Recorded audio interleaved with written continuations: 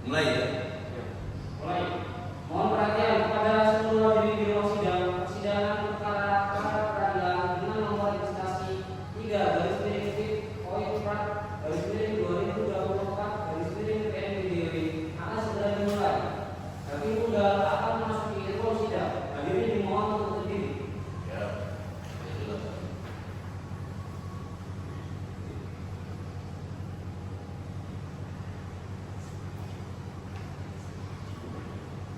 Hadirin sekalian, silakan duduk kembali.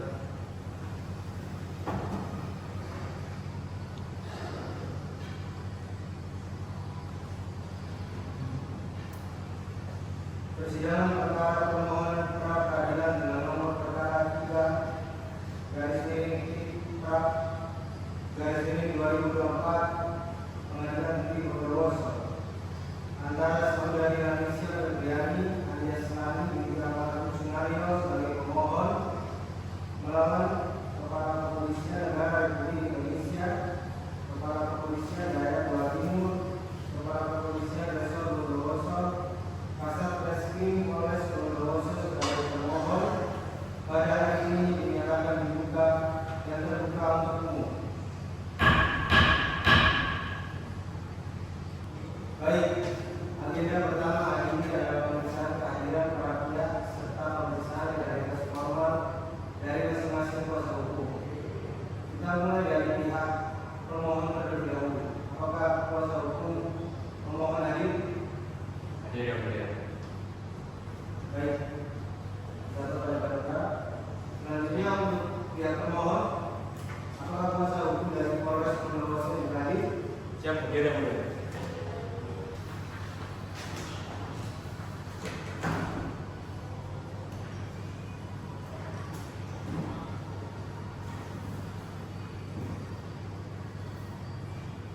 Sebelum kita melangkah lebih jauh ke pembacaan permohonan, saya wajib memeriksa keabsahan dokumen formal kalian terlebih dahulu.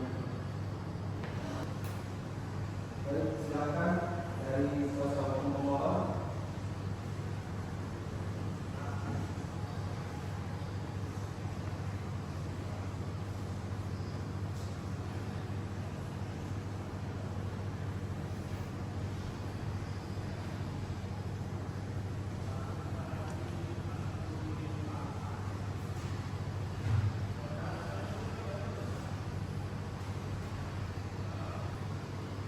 Selanjutnya untuk pihak pemohon dari Polres Bondowoso.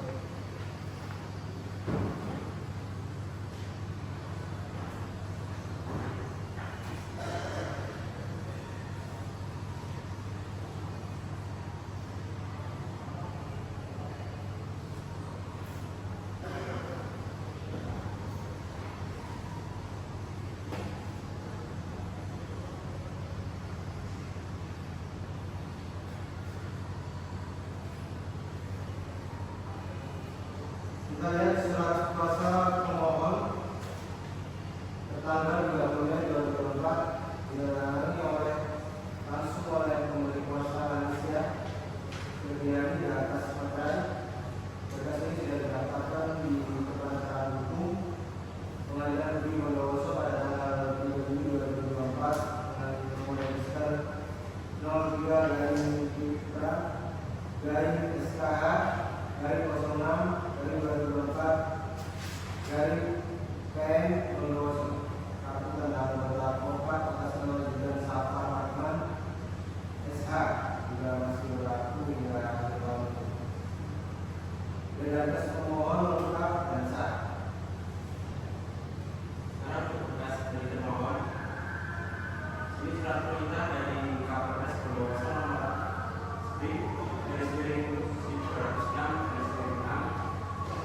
Udah Mas, dari itu anggap aja udah. Saya mau lihat acara selanjutnya apa yang kalian pahami.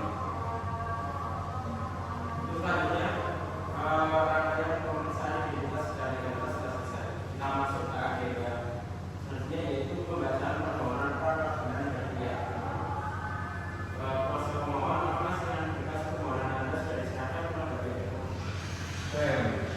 Ya, pemohon telah menerima sampai 19. Apakah sudah benar pada temuan? Apakah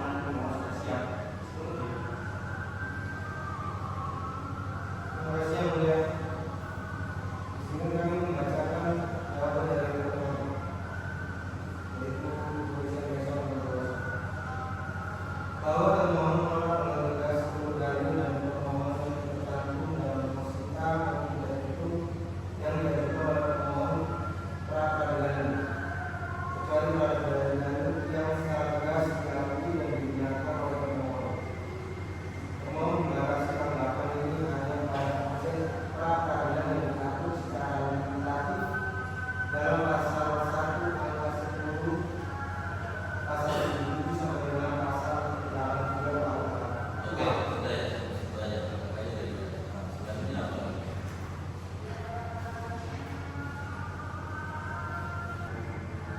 Baik, apakah dari pemohon ada tanggapan atau sesuatu dari pihak pemohon? Dari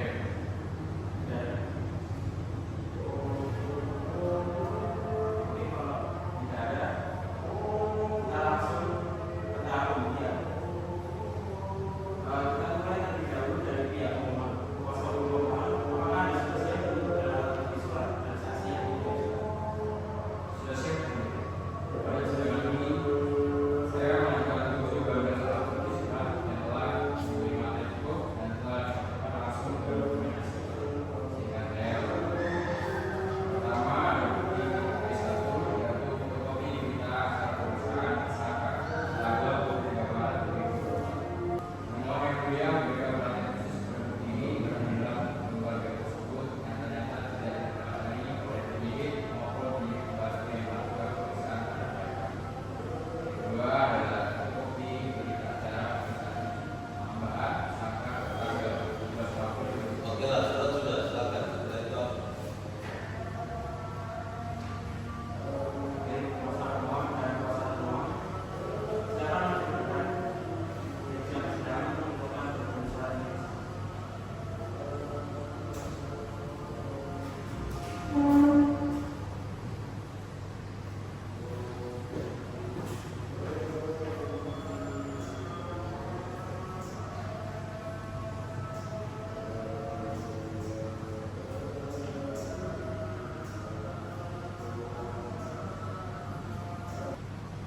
Oke, baik. Kuasa pemohon di lembar berita acara pemeriksaan tersangka bukti C1 ini protokol tanda tangan pemeriksaan bukti ini terlihat kosong tanpa ada tanda laporan dari Polres Bondowoso. Ini gimana ya? Mohon izin yang mulia. Pemeriksaan pada tanggal 23 Maret 2024 tersebut secara faktual dan jelas dilaksanakan oleh penyidik kami di unit PPA. Terkait tidak adanya tanda tangan pada salinan yang dipegang oleh pemohon, kami serahkan penilaiannya kepada kebijaksanaan yang mulia hakim dalam pertimbangan hukum nanti. Oke, baik. Alat bukti surat P1 sampai P7 pemohon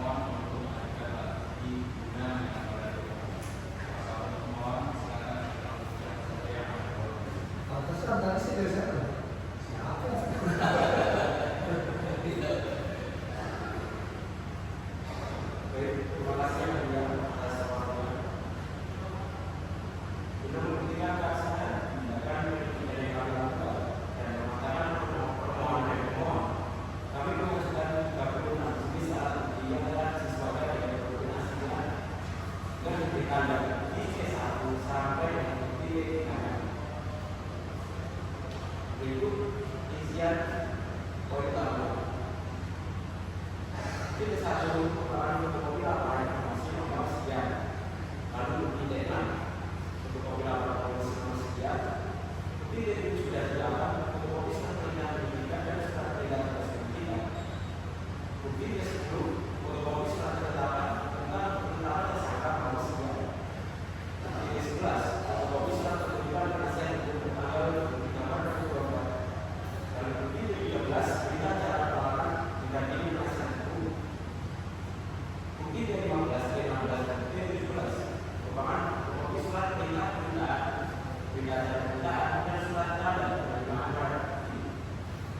Lalu bukti C21 merupakan fotokopi penetapan nomor sekian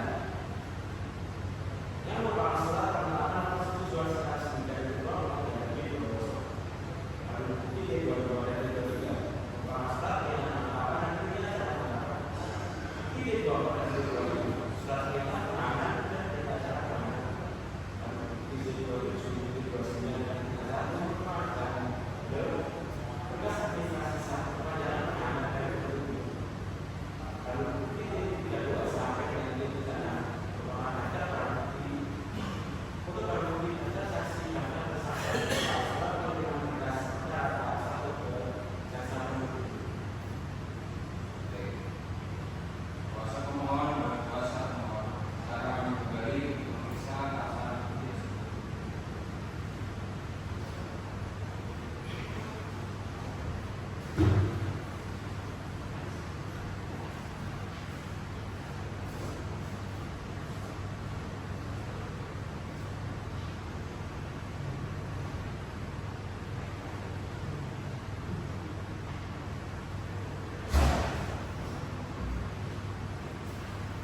Kuasa pemohon, saya sudah mengamati 10 berkas C1 sampai C25.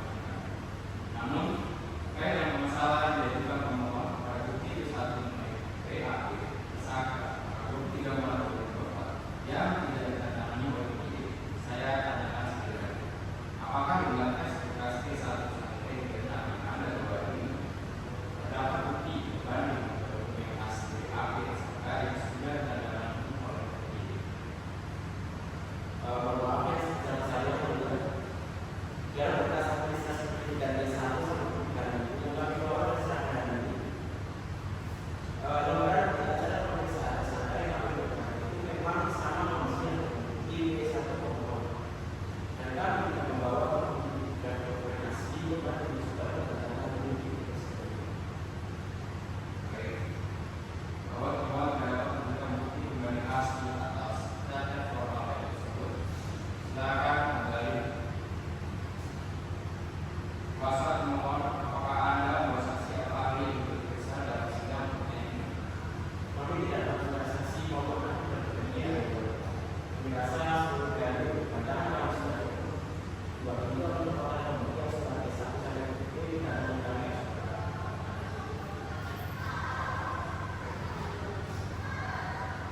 Setelah mengamati rangkaian bukti yang berlanjut, mulai dari pemeriksaan alat bukti 101 sampai 7 dengan kesaksian dari dua kita dan termohon hingga memeriksa jawaban bukti surat dari pihak termohon, maka sebenarnya perkara pada nomor 3 SPK dan SPK 24 SPKN dari resmi dilanjutkan ke tahap berikutnya.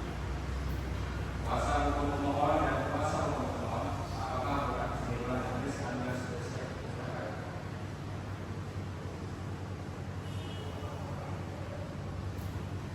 Pemohon gimana pemohon?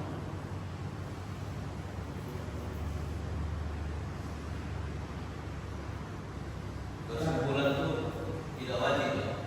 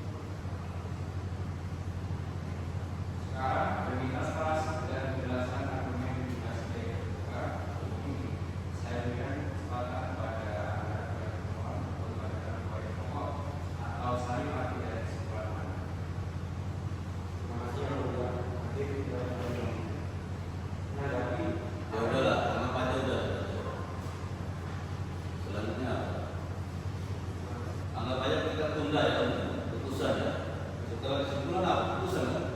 Ya. Gimana cara menentukannya? Setelah saya mendengar kesimpulan bukti, maka besar saya menunda untuk waktu yang belum bisa ditentukan. Ya ini udah sekali lah. Anggap aja kita buka sidang berjalan. Sekarang untuk putusan gimana? Hari ini saya lakukan sidang putusan nomor 3 SDMK dari 2024 PNBDW Dibuka dan dinyatakan dibuka dan dinyatakan dibuka demi keadilan kepada Malaysia mengadili melakukan permohonan hak keadilan pemohon sebagian kedua menyatakan penetapan status tersangka dan pemohon Malaysia berjadi tidak sah dan tidak memiliki kekuatan hukum mengikat. Tiga menyatakan penghinaan yang dilakukan oleh penyidik terhadap satu unit mobil Honda berwarna merah Novis AE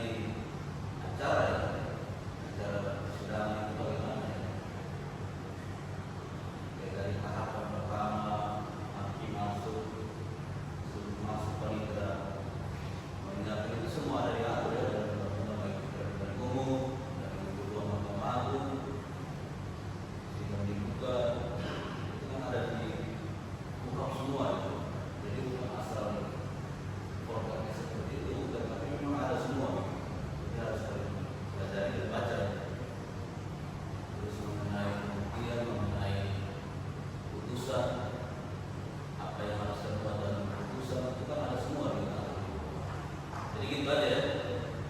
Oke, setelah ini selesai ya. Nanti kalau ditanya ada yang pertanyaan baru tanyakan lagi. Oh, untuk sidangnya gimana coba terakhir? Udah tutup